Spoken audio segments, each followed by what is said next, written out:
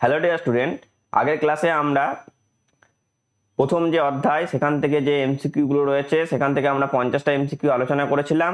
আজকের ক্লাসে আমরা আবার কিছু এমসিকিউ নিয়ে আলোচনা করব। তোমরা যারা আগের ক্লাসটি দেখোনি অবশ্যই প্রথমে এমসিকিউ গুলো দেখে নেবে, তারপর আজকের ক্লাসটা করবে, তাহলে তোমাদেরই সুবিধা হবে। এবং আমাদের থিওরি ক্লাস একটা প্লে লিস্ট রয়েছে, সেখান থেকে তোমরা থিওরি ক্লাসগুলোও করতে পারবে। দেখো আজকে কি রয়েছে, ধর্মকে দর্শনের আওতায় আনা হয়। কোন দর্শনে? ভারতীয় দর্শনে না পাশ্চাত্য দর্শনে? আমরা দেখেছি ভারতীয় দর্শনের সঙ্গে একটা ধর্মের রিলেশন রয়েছে, তাই ভারতীয় দর্শন ধর্মকে ছাড়া চলে না, তাই ভারতীয় দর্শনে ধর্মকে আয়ত্তে আনা হয়েছে। তারপরে দেখো, ধর্ম ও দর্শনের সম্পর্ক স্বীকার করে না। কোন দর্শন? পাশ্চাত্য দর্শন না ভারতীয় দর্শন? সমাজ দর্শন না রাষ্ট্র দর্শন? এক্ষেত্রে আমরা বলেছিলাম যে পাশ্চাত্য দর্শনের ক্ষেত্রে ধর্মকে স্বীকার করে না, বা ধর্ম দর্শনের যে সম্পর্ক সেটাকে স্বীকার করা হয় না পাশ্চাত্য দর্শনে। তারপরে কোশ্চেন কি দিয়েছে দেখো, ভারতীয় দর্শনের মূল লক্ষ্য হলো কি?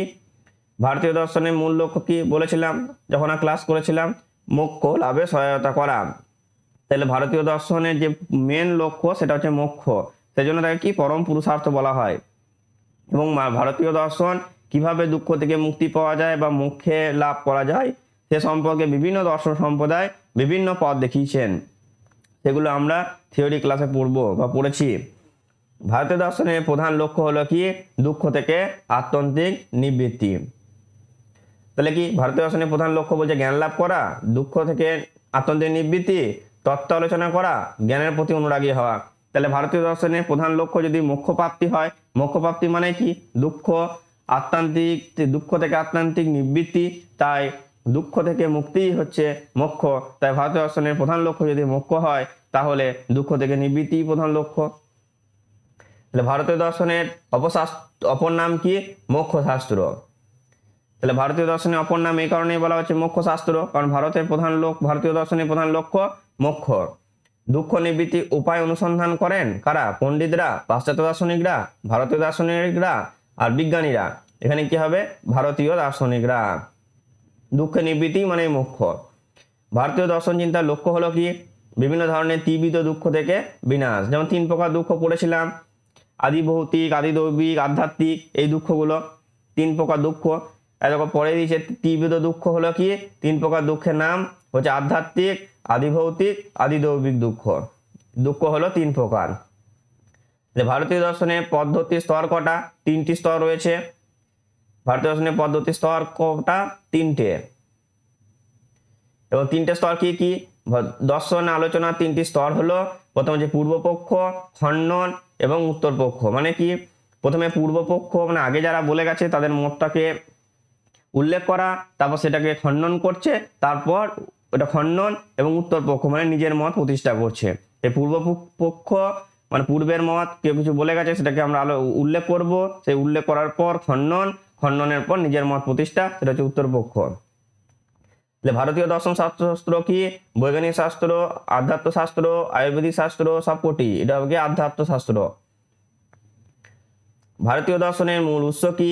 ভারতীয় দর্শনের মূল উৎস হচ্ছে বেদ। তাহলে এখানে দিয়েছে ভারতীয় দর্শনের মূল উৎস মহাভারত, গীতা, বেদ, রামায়ণ। এখানে হবে বেদ। বেদের উপর নির্ভর করে তো আস্তিক আর নাস্তিককে ভাগ করেছিলাম। তাহলে মূল উৎসটা কি? বেদ থেকে। যারা বেদে বিশ্বাস করছে না তারা নাস্তিক, যারা বেদে বিশ্বাস করে তারা হচ্ছে আস্তিক। ভারতীয় দর্শনে বেদের ভূমিকা আছে, নেই, আংশিক, স্বল্প। এখানে হবে আছে। ভারতীয় দর্শন চিন্তার ভিত্তি হলো কি? বেদ।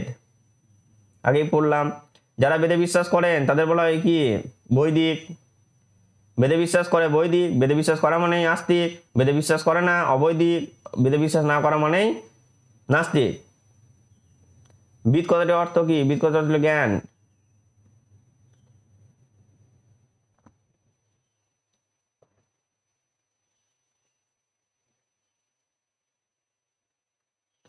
বেদ শব্দের উৎপত্তি হয়েছে কোথা থেকে? বিদ ধাতুর সঙ্গে ওয়াট প্রত্যয় যুক্ত হয়ে। তাহলে বিদ ধাতু থেকে উৎপন্ন হয়েছে। বেদ শব্দের মুখ্য অর্থ কি? অতীন্দ্রিয় জ্ঞান বা প্রজ্ঞা। বেদ শব্দের মুখ্য অর্থ হচ্ছে অতীন্দ্রিয় জ্ঞান বা প্রজ্ঞা। আর বেদ কথাটির অর্থ হলো কি? অনুভব, জ্ঞান, জানা, প্রত্যক্ষ, এটা হবে জ্ঞান। বেদ কথার অর্থ হচ্ছে জ্ঞান, আর মুখ্য অর্থ কি? অতীন্দ্রিয় জ্ঞান বা প্রজ্ঞা। বেদের অপর নাম কি? শ্রুতি। কেন শ্রুতি? শুনে শুনে বেদকে মনে রাখা হতো, তার জন্য বেদের নাম হচ্ছে শ্রুতি। অপৌরুষীয় কাকে বলা হয়? বেদকে। মানে কি কোনো পুরুষ বা কোনো ব্যক্তি রচিত নয়, শুনে শুনে মনে রাখা হতো, তাই বেদ হচ্ছে অপৌরুষীয়। অপৌরুষীয় শব্দের অর্থ হলো কি? পুরুষের রচনা নয়, মানে কেউ রচনা করেননি, শুনে শুনেই মনে রাখতো বেদকে। ভারতীয় দর্শন কি? সত্য দর্শন, জ্ঞানের প্রতি অনুরাগ, বৈদিক পরিতৃপ্তি, তত্ত্বের প্রতি অনুরাগ, জ্ঞানের প্রতি সত্য দর্শন। প্রথমেই পড়েছিলাম দিশ ধাতুর সঙ্গে অনট প্রত্যয় যুক্ত হয়ে দর্শন শব্দটি এসেছে। দিশ মানে দেখা, শুধু দেখা নয়। ভারতীয় দর্শন মানে কি? সত্য দর্শন বা তত্ত্বের উপলব্ধি। ভারতের দর্শন বলতে বোঝায় প্রমাণ শাস্ত্র। ভারতীয় দর্শন শাস্ত্রে কি বলা হবে? প্রমাণ শাস্ত্র। এখানে কি দিয়েছে? ভারতীয় দর্শন বলতে কি বোঝায়? আয়ুর্বেদ শাস্ত্র, অর্থশাস্ত্র, সমাজশাস্ত্র না প্রমাণ শাস্ত্র? এখানে হবে প্রমাণ শাস্ত্র। প্রমাণ শাস্ত্র কি? প্রমাণ শাস্ত্র হলো যে শাস্ত্রে প্রত্যক্ষ, অনুমান প্রভৃতি বিভিন্ন প্রমাণ নিয়ে আলোচনা করা হয়। তাহলে বিভিন্ন ধরনের প্রমাণ নিয়ে যেখানে আলোচনা করা হয় সেগুলি হচ্ছে প্রমাণ শাস্ত্র। আমরা যেমন দ্বিতীয় অধ্যায়ে এগুলো পড়বো, যে কতগুলো প্রমাণ আছে, জ্ঞান লাভের পদ্ধতি কি। ভারতীয় দর্শনিকগণ জ্ঞানকে যে দুটি শ্রেণীতে ভাগ করেছেন তা হলো পরাজ্ঞান, অপরাজ্ঞান।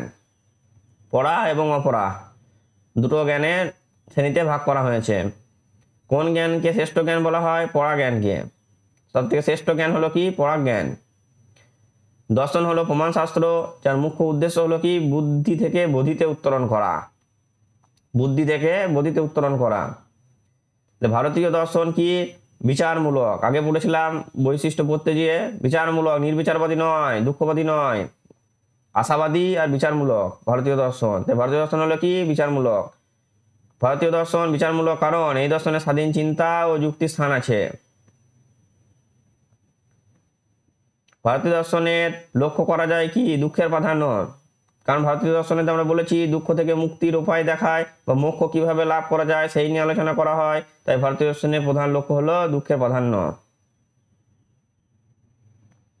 ভারতীয় দর্শন শাস্ত্র নীতি শাস্ত্রকে অতিক্রম করে যায়, কারণ এই দর্শনের আলোচ্য বিষয় শুধু মানব সমাজ নয়, সমগ্র জীবজগৎ। শুধুমাত্র মানুষের প্রতি মানুষের কি কর্তব্য সেই নিয়ে আলোচনা করে না, একজন মানুষ একজন জীবজন্তুর উপর কি রকম আচরণ করবে সেই বিষয়গুলো ভারতীয় দর্শনে আলোচনা করা হয়। ভারতীয় দর্শনের একটি বৈশিষ্ট্য হলো কি? ভারতীয় বৈশিষ্ট্য হচ্ছে আধ্যাত্মবাদী। ভারতীয় দর্শন হচ্ছে একটা আধ্যাত্মবাদী দর্শন, নির্বিচারবাদী দর্শন এটা তো নয়, বলেছে আগে। বিচারবাদী, দুঃখবাদীও নয়। ভারতীয় দর্শনকে দুঃখবাদী বলা যায় না, কারণ এটা পরেই দিয়েছে কোশ্চেন, কেন বলা যায় না? যেটা বলছিলাম দুঃখবাদী নয়, কারণ হচ্ছে এই দর্শনের দুঃখ থেকে মুক্তির উপায়ের কথা বলা হয়েছে, যে আশাকে প্রতিষ্ঠা করে। তাহলে ভারতীয় দর্শন কি হলো? আশাবাদী দর্শন। তারা দুঃখ থেকে মুক্তির উপায়ের কথা বলছেন এবং আশা দেখাচ্ছে কিভাবে আমরা মোক্ষ পাবো। তাই কি করে বলবো নিরাশাবাদী বা দুঃখবাদী? তাই আমরা তাকে বলবো আশাবাদী দর্শন। ভারতীয় দর্শনের ঋত বলতে বোঝানো হয়েছে বিশ্বজগতের এক শাশ্বত নৈতিক নিয়মকে। ঋত কি? হচ্ছে বিশ্বজগতের একটি শাশ্বত নৈতিক নিয়ম। মানে ঋত অনুসারে বলা হয় যে কি, এই যে পৃথিবীর পাশে বিভিন্ন ধরনের গ্রহগুলো ঘুরছে, পৃথিবী সূর্যের চারিদিকে ঘুরছে যে গ্রহগুলো, সেইগুলো হচ্ছে একটা নিয়ম শৃঙ্খলা অনুসারে চলে। সমগ্র বিশ্বজগৎ মহাজগৎ সেই নিয়মটা, যেই নিয়ম অনুসারে চলে সেটাই হচ্ছে ঋত।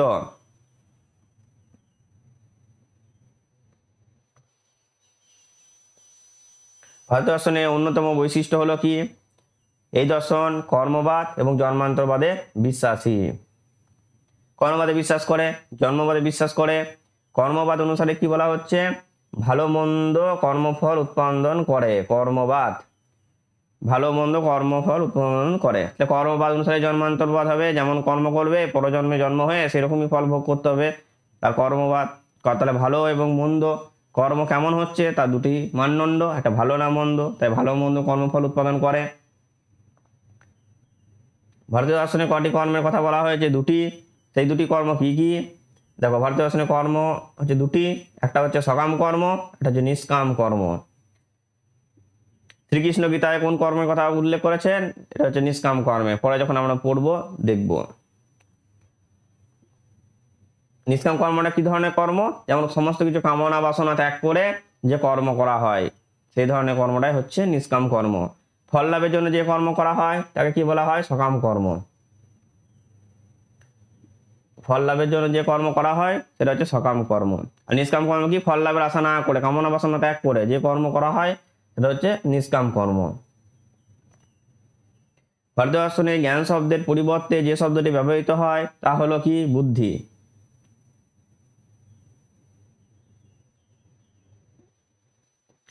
ভারতীয় দর্শনে যথার্থ জ্ঞান কি? যথার্থ জ্ঞান বলতে প্রমা, এবং অযথার্থ জ্ঞান হচ্ছে অপমা। যথার্থ জ্ঞান বলতে কি?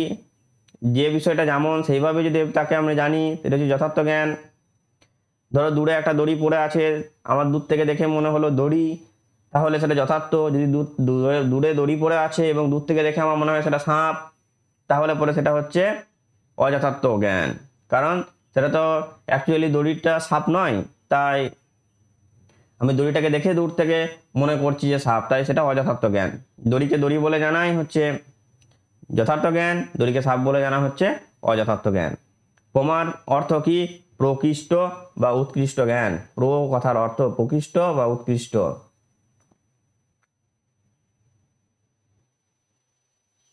যে পদার্থ যে ধর্ম বিশিষ্ট তাকে সেই ধর্ম বিশিষ্ট প্রমাণে জানা কি হলো প্রমা, মানে যেটা যেরকম সেইভাবেই জানা, সেটা হচ্ছে প্রমা।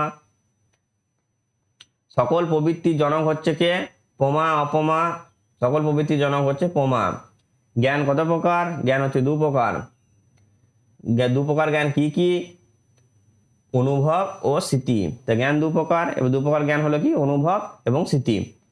ভারতীয় দর্শনে কয়টি যথার্থ অনুভব স্বীকার করা হয়? 3টি। ভারতীয় দর্শনে কয়টি অযথার্থ অনুভব স্বীকার করা হয়? এটা হচ্ছে 3টি। রজ্জুতে সর্প ভ্রম, এটা কি? এটা হচ্ছে অপমা। বললাম যে দড়িকে সাপ বলে জানা সেটা হচ্ছে অপমা। ঘটকে ঘট রূপে জানা সেটা যথার্থ জ্ঞান। ঘটকে যদি আমি ঘট রূপেই জানি সেটা হচ্ছে যথার্থ জ্ঞান। যথার্থ জ্ঞানে প্রণালীকে কি বলা হয়? প্রমাণ। যে পদ্ধতির মাধ্যমে জানছি বা যে নিয়মের মাধ্যমে জানছি সেটা হচ্ছে প্রমাণ। প্রমাণকরণ কি? প্রমাণ। ভারতীয় দর্শনে কয়টি প্রমাণের উল্লেখ আছে? 6টি প্রমাণের উল্লেখ আছে। যেমন আমরা পড়েছি প্রত্যক্ষ, অনুমান, উপমান, শব্দ, অর্থাপত্তি, অনুপলব্ধি, এই ধরনের যে প্রমাণগুলো রয়েছে এই 6টি প্রমাণ।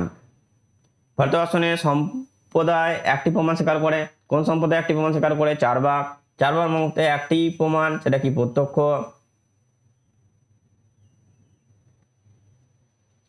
দুটি প্রমাণ স্বীকার করা হয় কোথায়? বৌদ্ধ দর্শনে। প্রত্যক্ষ এবং অনুমান। বৌদ্ধ দর্শন অনুসারে কয়টি প্রমাণ যথার্থ? প্রত্যক্ষ, অনুমান। প্রত্যক্ষ, অনুমান, উপমান শব্দকে প্রমাণ হিসাবে স্বীকার করেছেন 4টি। নৈয়ায়িকরা 4 প্রকার প্রমাণ স্বীকার করে। প্রত্যক্ষ এবং অনুমান, এই দুটি অনুমান স্বীকার্য বৌদ্ধ ও বৈশেষিক দর্শনে।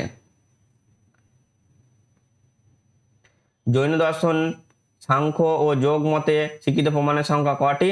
3টি। এই লিস্টটা আমাদের পড়তে হবে কোন দর্শনে কয়টি প্রমাণ স্বীকার করা হয়। 5টি প্রমাণ স্বীকৃত হয়েছে কোথায়? প্রভাকর বা মীমাংসা সম্প্রদায়।